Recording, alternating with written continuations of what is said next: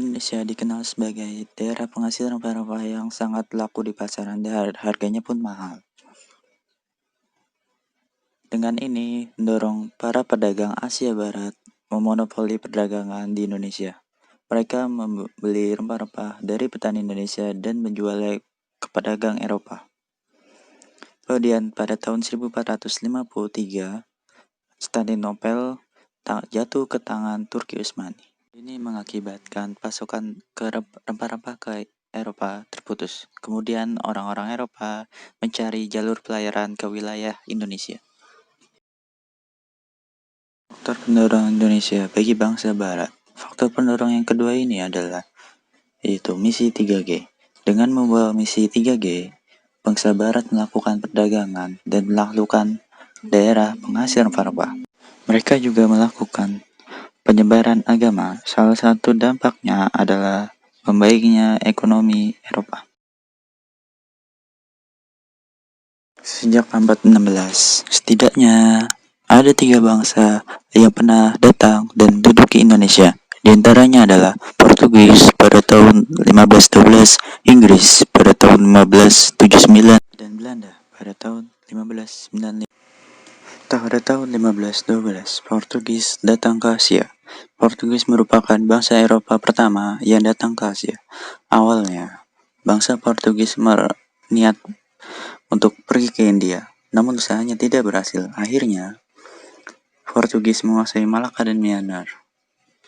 Kedatangan Alfonso de Albuquerque di Maluku pada tahun 1511. Ekspedisi ini berhasil mengalahkan Malak.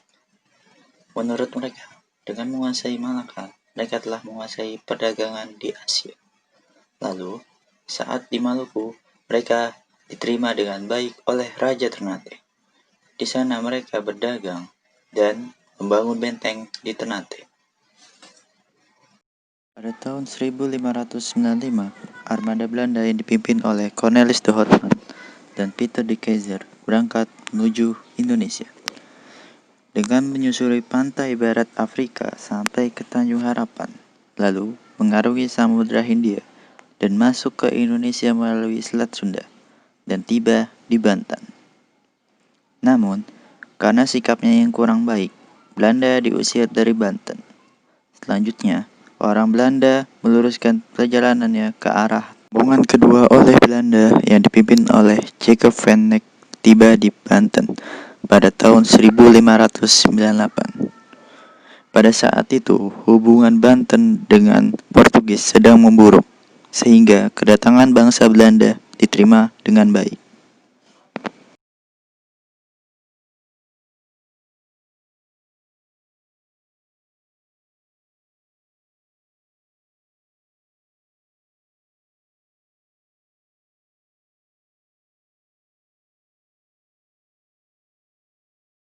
VOC.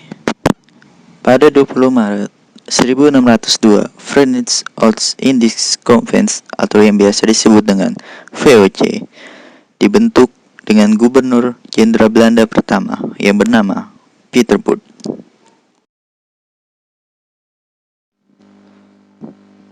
Tak lama setelah VOC berdiri, pusat perdagangan rempah-rempah dipindahkan ke Jakarta karena posisinya yang lebih strategis. Pada tahun 1808 sampai 1811, Gubernur Jenderal Hindia Belanda Daendels membangun jalan sebagai distribusi sumber daya dan tahanan dari Anyer ke Panarukan. Untuk membangun jalannya sudah direncanakannya. Daendels menerapkan sistem kerja paksa. Sistem ini mengharuskan masyarakat Indonesia untuk bekerja secara terus-menerus dengan upah yang tidak layak. Berlakunya kebijakan ini membuat rakyat Indonesia sangat menderita. Bahkan banyak sekali nyawa yang menjadi korban akibat sistem kerja paksa.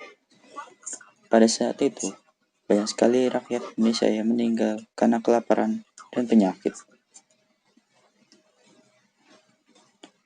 Di tahun 1811, terjadi perang antara Inggris dengan Belanda.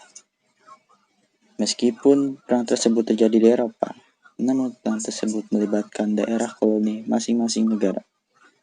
Pada saat itu, pasukan gabungan Belanda-Prancis yang menguasai Batavia dikalahkan oleh Inggris, sehingga jatuhlah tanah Jawa ke genggaman Inggris. Dengan ditunjuknya Sir Thomas Stamford Raffles sebagai gubernur. Pada masa berkuasanya Inggris di tanah Jawa, tidaklah lebih baik daripada Belanda. Raffles, selalu gubernur, menerapkan kebijakan sewa tanah atau land rent pada rakyat. Kebijakan ini menganggap bahwa harga tanah milik pemerintah, sehingga rakyat yang tinggal di atasnya harus membayar sewa tanah tersebut. Sistem sewa tanah berlaku hingga tahun 1816 ketika Belanda berhasil membuat kembali tanah. Kebijakan ini menganggap semua tanah milik pemerintah, sehingga rakyat yang tinggal di atasnya harus membayar sewa tanah tersebut. Sistem sewa tanah berlaku hingga tahun 1816 ketika Belanda berhasil merebut kembali tanah Jawa dari genggaman Inggris. Jenderal Van den Bosch menerapkan sistem tanam paksa atau Kulturstelsel pada tahun 1830.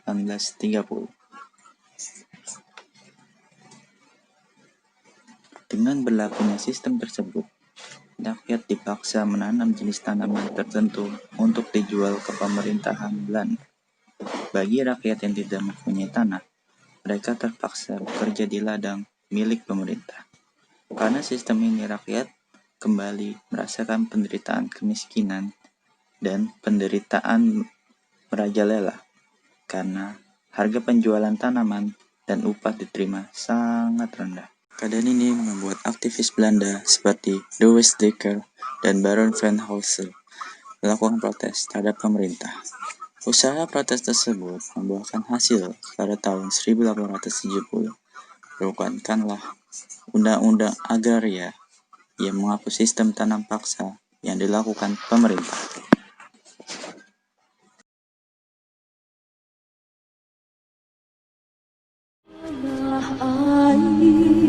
Airku tidak kulupakan,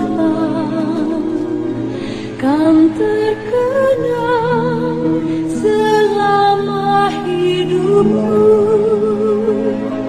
Biarpun saya pergi jauh, tidak akan hilang dari kalbu. Tanahku yang ku cintai, engkau ku hargai.